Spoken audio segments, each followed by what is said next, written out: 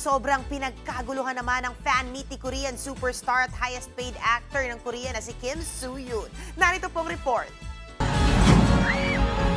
Magical ang feels ng pagbabalik Pilipinas ng highest paid actor ng Korea at superstar Oppa na si Kim Soo-hyun. Ayan nga at parang may pa-snow pa sa Araneta. Kaya ang ilang fans napaiyak. Pero hindi lang mga Pinoy ang nagpunta riyan. May mga galing pang Mumbai, India. Why in the Philippines? Because we thought that this might have a bit of English. The rest were all in Chinese and Thai. Meron namang mga Pinoy na mahigit isang dekada na raw iniidolo si Kim Soo-hyun.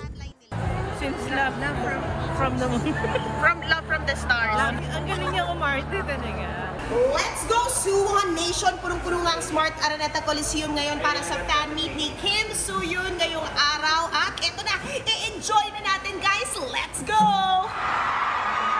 Todong kilig at hiyawat nang lumabas na si Oppa. Lalo na nang kumanta si Kim Soo-hyun ng Love You With All My Heart mula sa hit K-drama na Queen of Tears.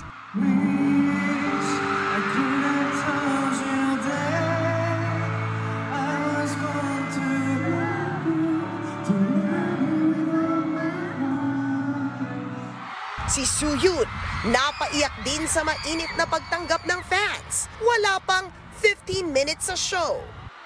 아니 어떻게 이렇게 다들 paano ba to?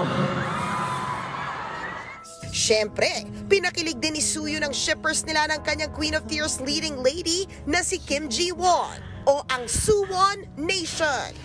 Hey na!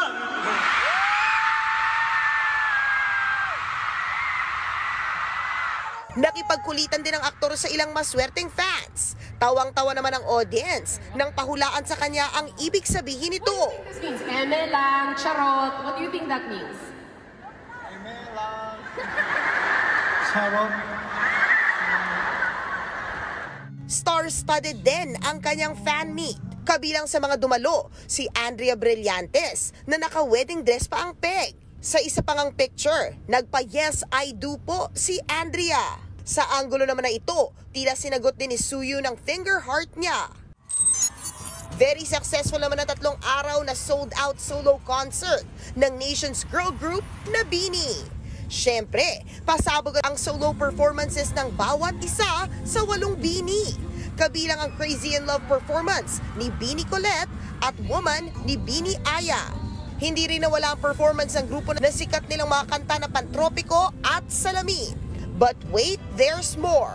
Dahil sa October 4, magkakaroon ulit sila ng concert sa Smart Araneta Coliseum.